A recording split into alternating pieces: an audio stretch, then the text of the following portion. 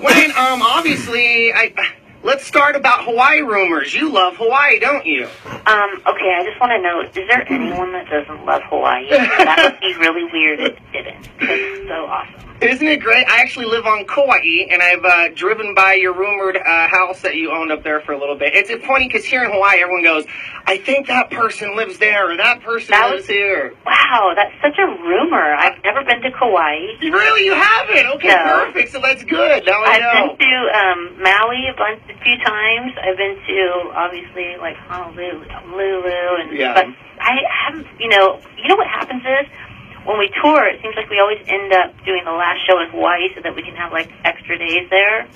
And so we don't really I never really get to go very many different places. But one of my nannies that I had for years, May, she lives on the Big Island. Oh, wow. And she's still there. So what's up, May? Yeah. Well, that's awesome. Well, let's talk about music. I mean, obviously, I went down to... in San Jose, I went to Camp KOME. They brought in a whole bunch of snow. This is like almost 15 years ago. And you were one of the names on stage. And I remember it was when you were, No Doubt was just beginning. And I was in the audience, and I remember going, this is unbelievable. This girl's voice and her passion and style. And it seems like over the years you've moved from kind of just an artist to kind of an iconic artist. Do you feel more pressure now that as the years have gone on to everything you do is watched more? I mean, it's kind of like, you want people to get to watch you, to now all of a sudden everybody is watching you. That's a lot of information you just gave me. To be honest, I feel like more than anything, I feel more grateful than ever. You know what I mean? It's like, you think you're grateful in the moment, but then when you look back and you look at how many, like, unbelievable things that have happened, and being able to make music and be part of music and touch people, and it's just crazy. And so, like, I love thinking back to that time, and I know exactly what you're talking about, like those radio shows at that moment. It was so, like, music, I feel like music is always present, but at that time, and maybe it was just my age and where I was at, but it just seems so crazy. Like, going to those shows were such a big deal, right? Like, oh, it was amazing. It was just, like, so crazy to get a ticket and be there, and then not only, like, be there, but be playing, and I just can't believe any of it's happened, really. It was one of my first moments I remember seeing on stage, and I remember going, because I can't sing or play an instrument, but I remember seeing the DJs and the MCs and going, I could do that. I want to introduce the person. So at that point you weren't even a DJ yet? No, I was just a young little, I think I was like 18 years old, and I was just thinking about what I'm going to do with my life, and it was literally 6 months later where I got picked up by a radio station, and that's where my career started, and it was because of that concert, which I saw you at. Wow, that's so awesome. Isn't that nuts? Yeah, it's so crazy. I mean, I remember, like, playing in Hawaii, and one of the biggest memories I have was we actually played with Madness in Hawaii. Oh, wow. That was, like, one of the biggest influences. Like, I definitely know that No Doubt wouldn't be a band if there wasn't Madness, you know? And so I remember being in Hawaii and partying with those guys afterward, and, like, my whole family came out, and it just was like, is this happening right now? This must be crazy. Now, obviously, you got, music that's coming out. What's really inspired all this new music that's happened? I mean, you're busy. I get it. I'm a parent, too, and you have lives, and then you have to work, and then you have music. And so what made this kind of come to the forefront of your life right now?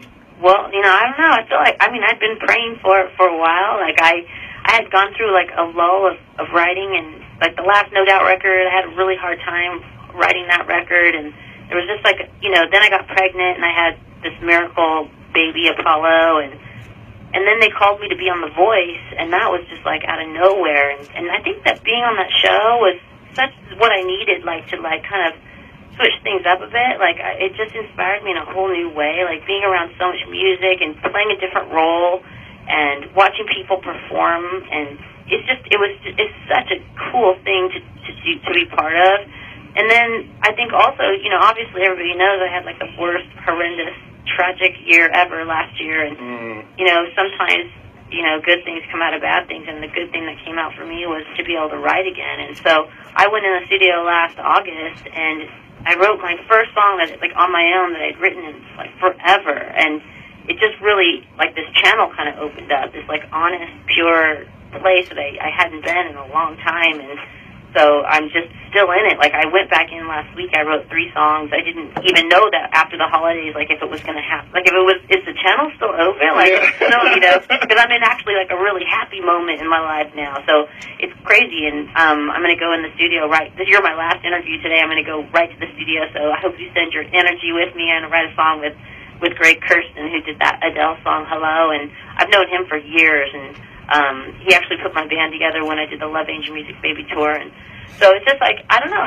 songwriting for me is like my favorite, biggest rewarding thing, and it's such a blessing, and I feel like my talent, you know what I mean? So I love doing it, especially when it just happens, and you're part of this miracle of music. It's kind of organic. Do you feel, because obviously your original stuff was kind of reggae feeling, and then it went into like a pop feel. What does your soul speak when you go to write stuff down? What do you hear? Do you hear instruments first? Do you hear the lyrics? I think it's always coming from the lyric for me, because my job is I don't really do the track, so I don't do the chords. I have in Simple Kind of Life. I wrote that whole song on the guitar, but that's like one song out of so many songs. I really come up with the melody and the lyric, and so like I've been working with a group of people. There's this guy Justin Tranter and this girl Julia Michaels, who I've kind of hit a real like groove with, and we all come up with melodies and lyrics together, and it's just been so incredible. And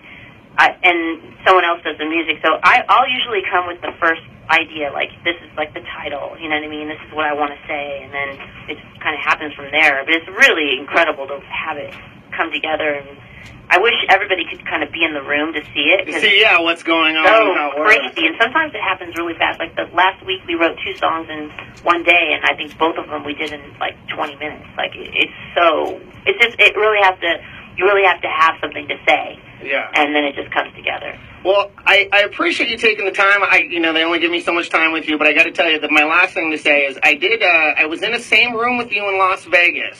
I took my now wife there, and you came up behind me, and I knew the rep that was with you, and I was like, hey, it's Danny, I'm on the radio, can I get a picture with Gwen real quick? And he's like, hey, she's going, and you were moving, you're going from one portion to another, and you're like, hey, she's moving, she's kind of busy, maybe she comes back. And I was like, okay, no big deal. So as I was leaving, I was like, well, I may never see Gwen Stefani again. So I took a selfie with you in the background. So one day I want to mail that to you so you can be like, yeah, Danny was 4 feet in front of me. I'm sorry I didn't take a picture. No, I get it, because you're busy. I'm busy too, and people say the same thing to me, but I get it. So that's why I never hold it against anybody. I'm always like, no, I get it. You're busy. If it's cool, it's no big deal. I get it. But that was my one moment where I actually got to be in the same room with you. And then that was it. Then you passed on, and I was like, oh my God. But I just want to tell you, in person, you are, you're much more prettier than what you're pretty on TV, but in person, you are just stunning. Oh, wow, so sweet. Thanks.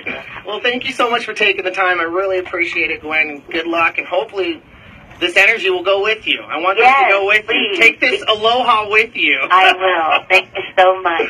Thank you. Have a great day. Take care. Bye. Bye-bye.